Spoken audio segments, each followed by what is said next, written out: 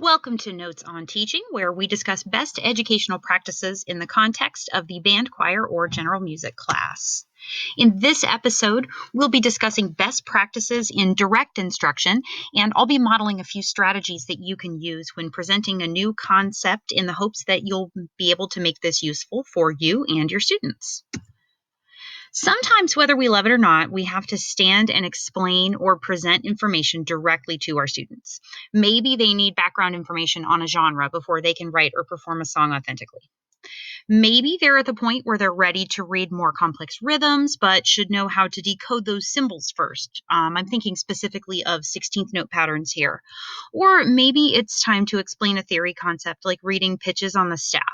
In any of these cases, and probably others you can think of in your music room, direct instruction is necessary. What I aim to do today is show you that some strategies you can use will increase student engagement during these types of lessons. I've chosen to explore and model 3 different strategies today for you: guided notes, graphic organizers, and kinesthetic activities.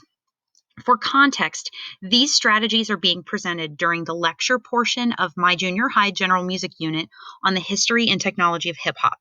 This unit is near and dear to my heart, but truth be told, it is poorly organized.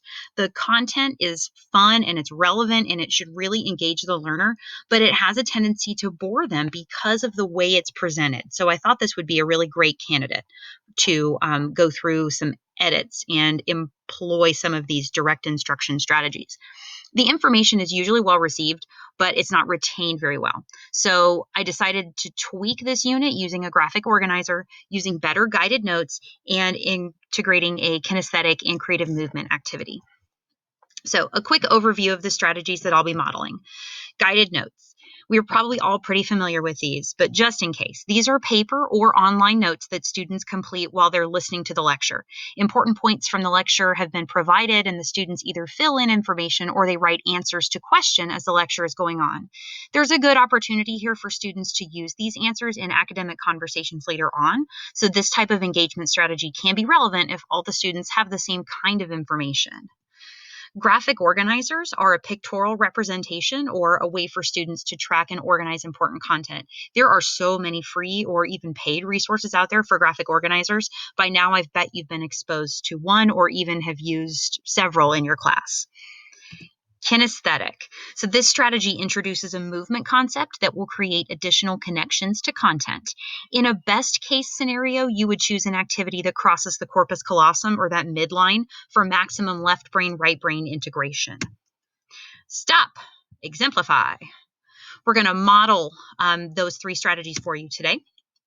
So first, guided notes for a lecture topic can be time-consuming front-end work, but I'll say that once they're done, they're done.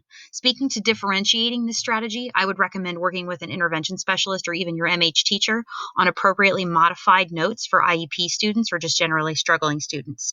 In differentiating these, maybe there are fewer blanks to fill in, or maybe all the information is presented and the students are challenged to highlight the important words as opposed to supplying their own vocabulary on their own.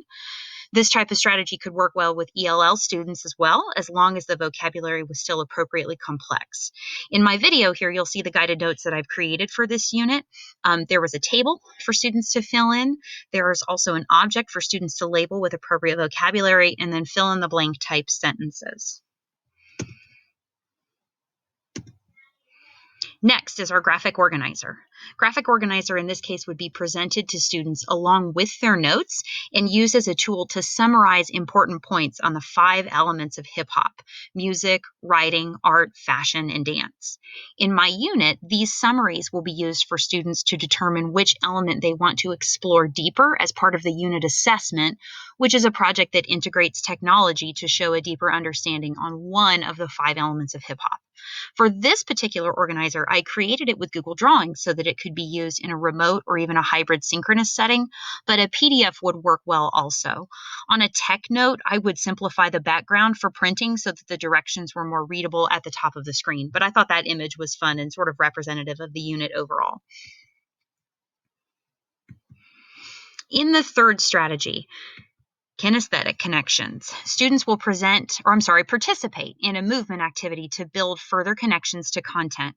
This was low-hanging fruit, admittedly, because part of my unit covers dance.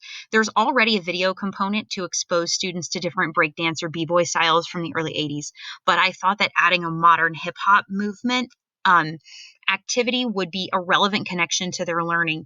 This particular video is great because it combines left to right coordination with an expression of steady beat, and the video itself is differentiated for ability levels with whether or not to integrate arm movements.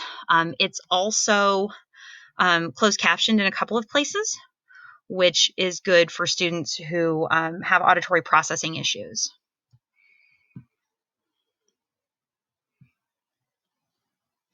Usually, I like to remind my colleagues at this point that when integrating a new strategy, failure is always an option. But sticking to the hip-hop theme for this discussion, I think Nas says it best. If you're scared to take chances, you'll never have the answers. Taking a risk and incorporating new instructional strategies can scare us away from even trying them. Let go of the fear and embrace the idea that integrating something new can be beneficial to our students and rewarding for us on an educational and just that teacher fuzzy feeling, that level as well. I hope you have a good idea on how to introduce these new direct instruction strategies into your specials classroom. Thank you for watching. Once again, this has been Notes on Teaching.